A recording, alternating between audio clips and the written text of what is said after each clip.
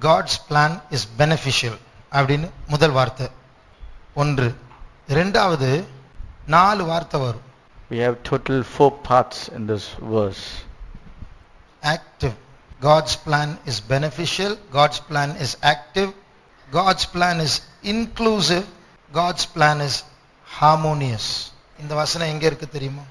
நீங்கள் முழித்துக் கொண்டிருப்பது எதிர்பார்க்கப்படுகிற காரியம்தான். That you don't have an answer is an expected one. இப்போ இதை சிம்பிளிஃபை பண்ணலாம். We will simplify this. Beneficial, நமக்கு பெனிஃபிட் ஆதாயம் கிடைக்குது அப்படின்னு சொல்லும்போது சிம்பிள் இங்கிலீஷ்னா God's planல குட் இருக்கு. When we say beneficial in a simple English, we can say it's good for us. God's plan is active அப்படின்னு சொல்லும்போது அது நமக்கு கிரியை செய்கிறது. When we say God's plan is active, it is working for us. God's plan is inclusive அப்படின்னு சொல்லும்போது எல்லாவற்றையும் தனக்குள் உட்படுத்துகிற தன்மை உள்ளதா இருக்கிறது. When we say God's plan is inclusive, it includes everything, all good things. அப்போ எல்லா காரியங்களை தனக்குள் கொண்டு வரக்கூடியதான ஒரு திறமை இருக்கு. It has an ability or a capacity to bring all things within itself. God's plan harmonious அப்படின்னு சொல்லும்போது எல்லாத்தையும் சேர்த்து அணைக்கிறது, brings it together. When we say God's plan is harmonious, it brings everything together. இப்போ இந்த வசனம் தெரியுமா? Very good. All things work together for good to them that love God. அந்த வசனத்தை வாசிங்க. ரோமர் 8ஆம் அதிகாரம் 28ஆம் வசனமா? Romans chapter 8 and verse 28.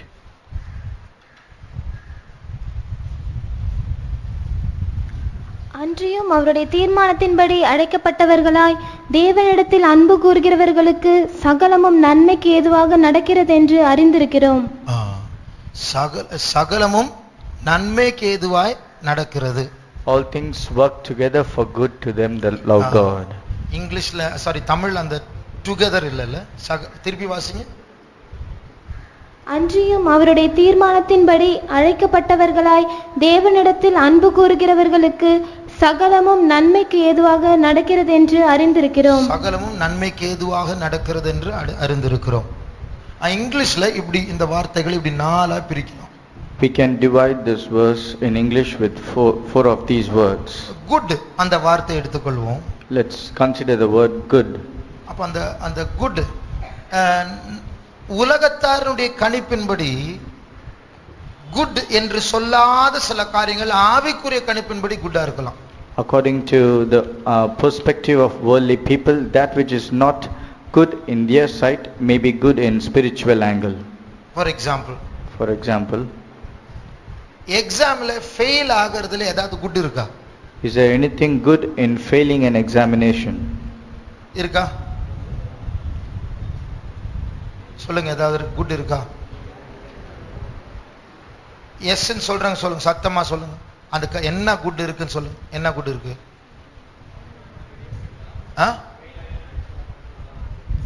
அடுத்த தடவை நல்லா படிக்கலாம். நீ அதுதானா?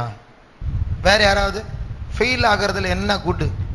What is good in failing an examination?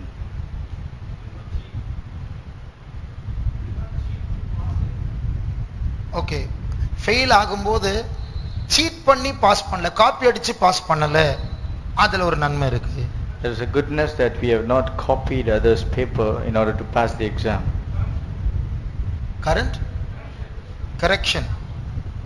Fail ஆனதுனால உன்னை திருத்திக் கொள்ளலாம். Because we have failed an examination, we might correct ourselves of where we have failed ourselves. இன்னொரு குட் இருக்கு, இன்னும் சொல்லல. ஃபெயில் ஆகும்போது ஒன்னு உடையுது. என்ன உடையுது? ஹார்ட் உடையுது. வேற ஒன்னு உடையுது, பெருமை. வெரி குட், பெருமை உடையுது. When we fail an examination, our pride is broken. அந்த பெருமை உடையும் போது ரெண்டு ரியாக்ஷன் இருக்கு. When the pride is broken, there is two reactions. ஒரு பொண்ணு 10thல ஃபெயில் ஆயிட்டான். A girl, பொண்ணா பையனா ஞாபகம் இல்ல, I'm not sure whether it's a boy or a girl, but they failed in an examination. அப்பா பயங்கரமா திட்டிட்டார். And the father scolded very badly. என்ன பண்ணா தெரியுமா? ஆத்திரத்துல In anger, do you know what they did? கோவத்துல படி ஏறி மொட்டை மாடிக்கு போய் அப்படியே குதிச்சுட்டா, கீழே செத்துட்டா. And in anger, they went straight away upstairs and jumped from the balcony and they died. அவளால அந்த தாங்க முடியல. They are unable to bear that failure. அப்போ ஒரு உலக கணிப்பின்படி ஃபெயில் ஆனா, ஐயோ ஃபெயிலா. என் கிளாஸ்ல ஒரு பையன் இருந்தான். அவன்கிட்ட 11th படிக்கும்போது ஒரு வாலிப பிள்ளை வந்து கேட்டான் அவன்கிட்ட, உனக்கு எவ்வளோ மார்க்ஸ்? ஐ டோன்ட் ரிமெம்பர் அப்படின்னா. அப்படி அர்த்தம் என்னது? சொன்னா மானக்கேடு, அதனால சொல்லலை, ஐ டோன்ட் ரிமெம்பர்னு அப்படியே பாலிஷா முடிச்சிட்டான். In my school days, there was a boy along with me where another girl came and asked how much he scored in the examination, and he said, I don't remember. The meaning is that if at all he could reveal that, then he shall be ashamed of it, so he hid it. ஆவிக்குரிய ஜீவியத்துல நமக்கு என்ன நடந்தாலும், அதாவது தீமை என்று மற்றவர்கள் சொல்ல காரியங்கள் நமக்கு நன்மையா ஆண்டவர் மாத்துவார். In the spiritual life, whatever others say that this is an evil might be good for us. ஒருத்தர் இப்படி சாட்சி சொன்னார். Once a person gave a testimony like this. எல்லாம் இருந்தது, எனக்கு நிறைய பணம் இருந்தது. I had lot of money. இப்ப எல்லாம் போச்சு. Now I have lost everything. ஆனா எல்லாம் போன போதுதான் நான் இயேசுவை தேட ஆரம்பிச்சு இப்ப அவரை கண்டுபிடிச்சேன். அதனால இப்போ எனக்கு இயேசு இருக்கிறார். But after I lost everything, I went in search of Jesus and I found him. Now I do not have anything else, but now I have Jesus. உலக கணிப்பின்படி எல்லாம் போச்சு என்று சொல்வது பயங்கரமான ஒரு நிந்தையான ஒரு காரியம். ஆனா இவருக்கு ஆவிக்குரிய ஜீவியத்தில் ஒரு நன்மையாக மாறிடுச்சு. According to the world, losing everything is of poverty and people will look down upon, but in his spiritual life this man has gained the most important thing. ஒரு பெரிய கம்பெனி டைரக்டர் ஒரு முறை இப்படி சாட்சி சொன்னார். Once a company director of a big company, he gave a testimony like this.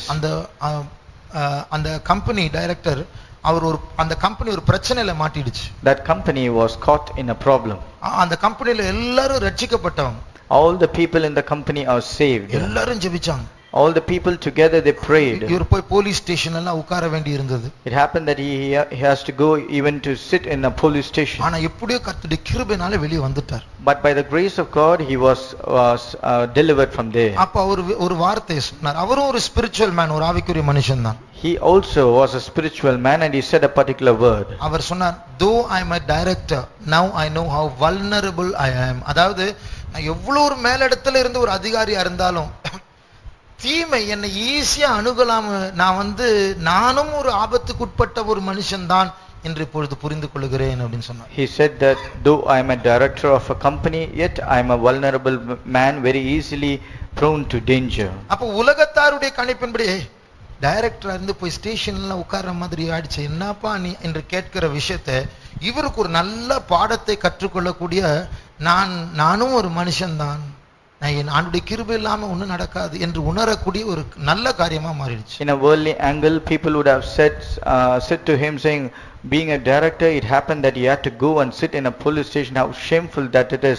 But for this man, he took it in a right sense, saying, even though I am a director, I am just a man, I'm still prone to danger. அப்ப இந்த குட்டை நாம் புரிந்து கொள்ளும்போது, when we understand this good part, நம்முடைய life, நம்ம Christian life வித்தியாசமா இருக்கும். Our Christian life will be completely different. ஏன் தான் இப்படி எல்லாம் நடக்குது நம்ம கேட்க மாட்டோம், இதுலயும் ஒரு நன்மை இருக்கு என்று சொல்வோம். We will not question of why this is happening to me, rather we will be ready to understand that there is something goodness hidden even in this.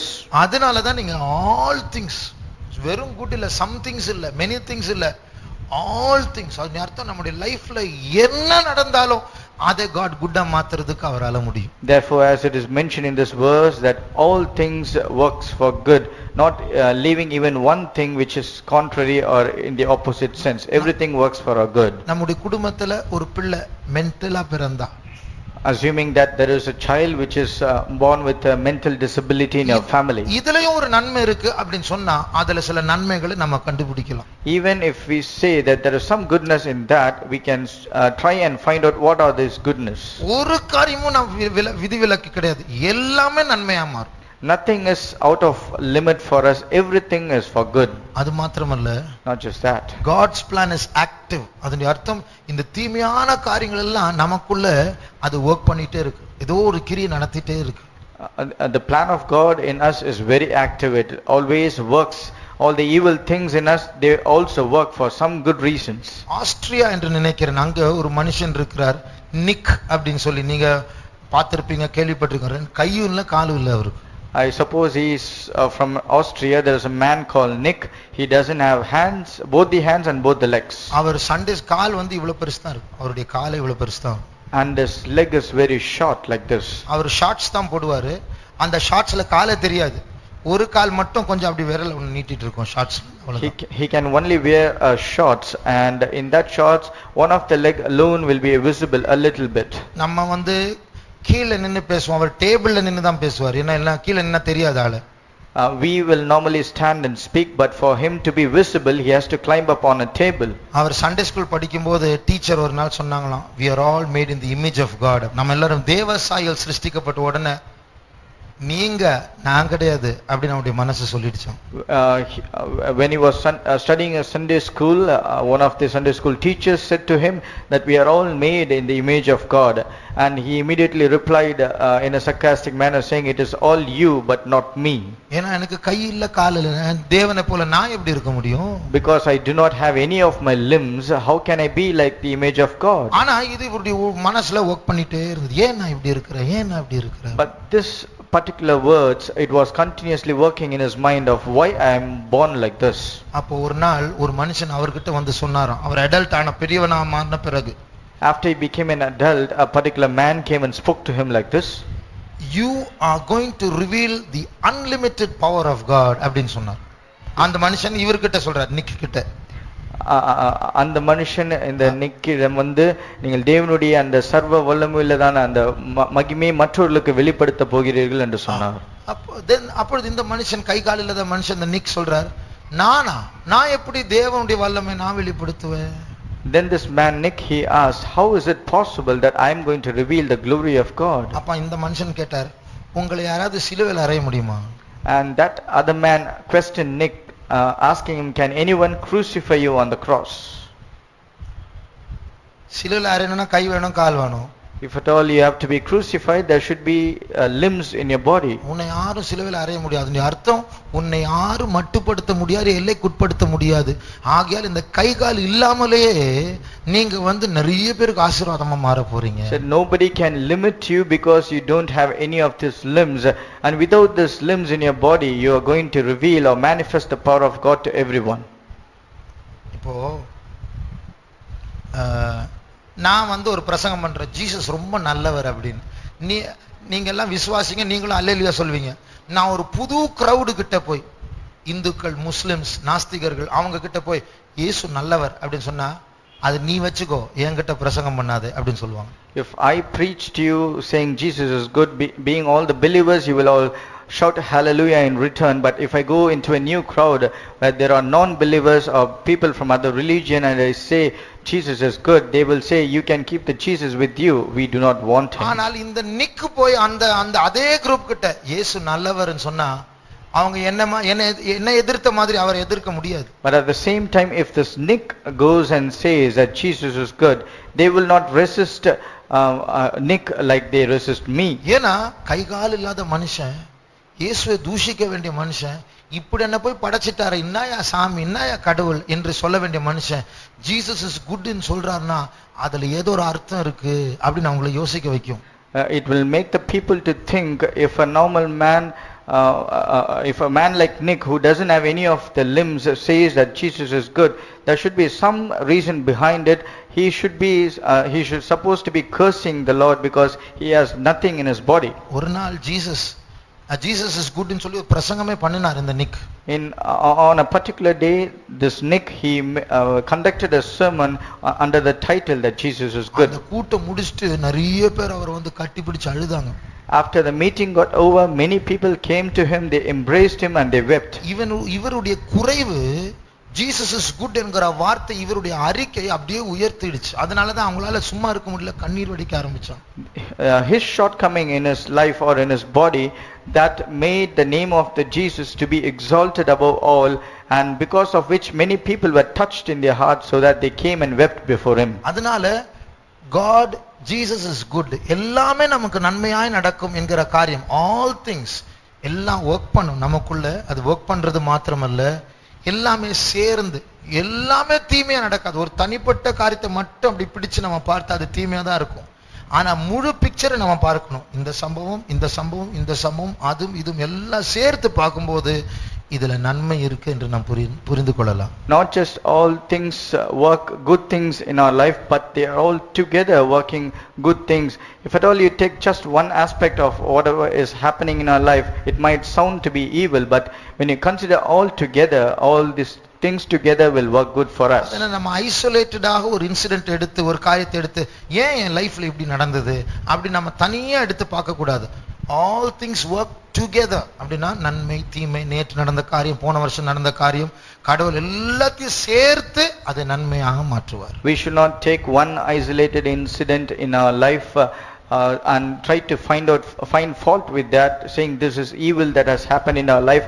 Rather, we need to consider everything that is happening in our life, maybe a month early or maybe a year earlier. We need to consider everything together, then we can understand that all things work together for good. இப்போ ஒரு கேள்வி. Now I have a question. all things work together for good. அதான் எல்லாமே நன்மைக்காக நடக்கும். இது இந்த வார்த்தை யாருக்கு புரியும்? எந்த மனுஷர்களுக்கு புரியும்? When it is said all things work together for good, who can understand these words? சொல்லுங்க. those who love God. To them that love God. தேவனில் அன்பு கூறுகிறவர்களுக்கு தான் இது புரியுது. Only to them that love God they can understand this. அப்போ நான் God love பண்ணா அவர் எனக்குள்ள என் லைஃப்ல ஒரு தீமையை போல தோன்றுகிற ஒரு அனுபவத்தை ஒரு காரியத்தை அனுமதிக்கும் போது நான் காட் உண்மை நேசிச்சேன்னா என்ன கடவுள் நான் அவசரப்பட்டு நான் சொல்ல மாட்டேன். நான் இல்ல இவர் எவ்வளவு நன்மை செஞ்சிருக்கிறார், இப்போ இது அனுமதிச்சிருக்குன்னா இதுல ஒரு நன்மை உண்டு என்று சொல்லுவார்கள். If we love God and if there is something evil which is happening in our life, we will not be very hasty to say what is this God allowing such evil things to happen in our life. Rather, we will think that this God has done so many good things in our life and even this is for some good things. யாக்கோபுடைய life எடுத்து பார்த்தா, when we consider the life of Jacob, நொண்டியா இருக்கிறியே, அன்னைக்கு தனியா தள்ளப்பட்டியே, உங்க மாமனார் ஏமாத்திட்டாரு, அதுக்கப்புறம் உன் பேர் அந்த ஊர்ல நாறிடுச்சே, இதை பற்றி நீ என்ன யோசிக்கிற? அவர் சொல்லுவாரு, அப்பெல்லாம் நான் தப்பா நினைச்சேன், இப்போ பின்னாடி பார்த்தா எல்லாம் நல்லது அப்படின்னு சொல்லுவாரு. If we ask Jacob that you were isolated, you were alone and you were cheated by your father-in-law, then as well you had to face a problem in a strange land, and then he will reply, initially even I thought these are all not good for me, as some bad things which happened in my life, but after coming through all this way and whatever happened to me right now, if I look back, all these things have been done for good in my life. ஒரு story இருக்கு, very powerful story. அது ஒரு நல்ல வல்லமையான ஒரு story தான், ஆனா story தான் அது. There is one powerful story which has a good meaning, but still it is a story. ஒரு நல்ல கருத்து உண்டு. It has a good moral in that. தேவன், நீங்க கேள்விப்பட்டிருப்பீங்க, அது ஒரு பழைய ஸ்டோரி தான். You might have heard it, it's an old story. கேட்காதவர்களுக்கு சொல்லுகிறேன். I'm just going to say those who have not heard about it. தேவன் ஒரு மனுஷனை மலை ஏறி அந்த மலை உச்சியில் இருக்கிற ஒரு பாறையை தள்ள சொன்னார். God asked a particular man to climb up a mountain and to roll down a big rock which was on the top of the mountain. To push it. அப்போ அவன் உன்னை கீழ்ப்பிடிச்சு மேல ஏறி அதை தள்ளினார், அதை அசையவே இல்லை. Immediately obeying the Lord, he went up, he tried to push that particular rock, but it never moved. அப்போ கீழ வந்தார். He came back. அடுத்த நாள் ஆண்டவர் திருப்பி சொல்ல, மேல போய் அதை தள்ளு அப்படி. Again the next day the Lord asked him to go up and push the stone again. மேல போய் முழு பலத்தோட அப்படி தள்ளினார், ஒரு இன்ச் கூட அசையல அது. Again he went up and he used all his force to push the stone down below, but nothing happened. திருப்பி வந்தார். Again he came back. இப்படி ஒவ்வொரு நாளும் ஆண்டவர் சொல்றார், மேல போ அதை தள்ளு அப்படின்னு சொல்லிட்டு ஒரு வருஷம் ஃபுல்லா தள்ளினார், ஒரு இன்ச் கூட அசையல. Likewise, each and every single day the Lord will ask him to go up to push that stone down, and he will also try, but nothing happened. The stone never moved an inch. கடைசியா அடுத்த நாள் திருப்பி ஆண்டவர் போய் தள்ளுன்னு சொல்லும்போது அந்த ஆளுக்கு கோபம் வந்தது. But after this 1 year, again the next day when the Lord asked him to go and push it down, this man got angry. ஒரு வருஷம் ஆண்டவரே கேள்வி கேட்காம நீர் சொன்னீர் என்று சொல்லி நான் மேல ஏறி தள்ளுற, ஒரு இன்ச் கூட அசையல, இன்னைக்கு கூட தள்ள சொல்றீங்களா ஆண்டவரே, என்ன நியாயம் இது? Oh Lord, for the past 1 year you have asked me to go up to push the stone down below without asking one single question. I simply obeyed you, went and pushed it, but the stone never moved even 1 inch, but still you are asking me to do that again today. ஆண்டவர் சொன்னார், நான் அதை உன்னை தள்ள தான் சொன்ன, அதை அசைக்க சொல்லலையே அப்படின்னு சொன்னார். Then the Lord replied, I have asked you to just I asked you to push it, I didn't ask you to move it. I asked you to push it but not to move it. அப்ப இவருக்கு இன்னும் கோவம் வந்துச்சு. அப்ப அசைக்கலன்னு சொன்னா அப்ப எதுக்கு தள்ள சொல்றீங்க? Then he got much more angry. If at all you do not want to move it, then why are you asking me to push it? ஆண்டவர் சொன்னார், உன் கையை பார், உன் காலை பார் அப்படி. Then the Lord asked him to look at his hands and his legs. ஒரு வருஷம் உன்னை தள்ள சொல்லி தள்ளி தள்ளி தள்ளி நீ ஸ்ட்ராங் ஆயிட்ட, நீ பாறை மாறணும் அசையணும் நீ நினைச்ச, நான் உன்னை மாத்த தான் பார்த்தேன் அப்படின்னு சொன்னாரு. After trying to push this rock for 1 year, you have become much stronger like a stone. My purpose was to make you strong, not to move the rock. அப்போ நாம் சூழ்நிலைகளை பார்க்கிறோம், அதில் தீமையை பார்க்கிறோம். ஆண்டவர் உள்ளத்தை பார்க்கிறார், நம்மை அவர் மாற்றிக் கொண்டு இருக்கிறார். We see the circumstance and we see all the evil in a particular circumstance. The Lord sees our heart and how to change us. ஆகையால் இன்றைக்கு நாம் இயேசுவை நல்லா லவ் பண்ணணும்னு நம்ம ஒரு முடிவு எடுப்போம், எல்லாமே நன்மையா மாறும் நம்முடைய லைஃப்ல. Therefore today if we take a vow or a determination in our life that we will love our Lord with all our heart, then everything will work together for good for us. ஒரு நாள் என் லைஃப்ல கூட ஊழியத்துக்கு வந்த பிறகு ஒரு கேள்வி வந்தது. Even after coming to the ministry in my life I had a question. ஏன் இப்படி நடந்தது? Why this thing happened this way? அடுத்த நாள் வாய்ஸ் ஆஃப் பென்டிகாஸ்ட்ல மேகசின்ல ஃபுட் நோட்ல பிளாக் லெட்டர்ஸ்ல போல்டு லெட்டர்ஸ்ல ஒரு வாசகத்தை வாசித்தேன். If you want to have a close walk with God, leave some of your questions unanswered. அதாவது நீ தேவனோடு நெருங்கி நடக்க வேண்டுமா, சில கேள்விகளுக்கு பதில் இல்லாமலேயே விட்டுவிடு. The next day when I had this question of why this thing happened this way, in the voice of Pentecost, in the footnote there was written in block letters, if you want to walk close with God, leave some questions unanswered. அப்போ ஜீசஸை love பண்ணா question answer பண்ணதான் நான் கிட்ட வரும், என்ன பேச மாட்டேன் அப்படி நம்ம சொல்ல மாட்டோம். எப்படி இருந்தாலும் நீ நடத்துகிற எல்லாம் நன்மையா தான் மாறும்னு நம்பி ஃபாலோ பண்ணுவோம். When we start loving Jesus, we will not put any condition saying if at all you don't answer your question, I cannot be with you, I cannot follow you, but rather we will be ready to say because you are leading me, everything will work for me for good. ரொம்ப நாளா சரியான வேலை இல்லையா? For a long time you do not have a proper job. இவ்வளவு நாள் ஆண்டவர் இப்படி பண்ணுவார் அப்படின்னு லவ் பண்றவங்க கேட்கவே மாட்டாங்க. The people who love God will not question saying how long will God delay this?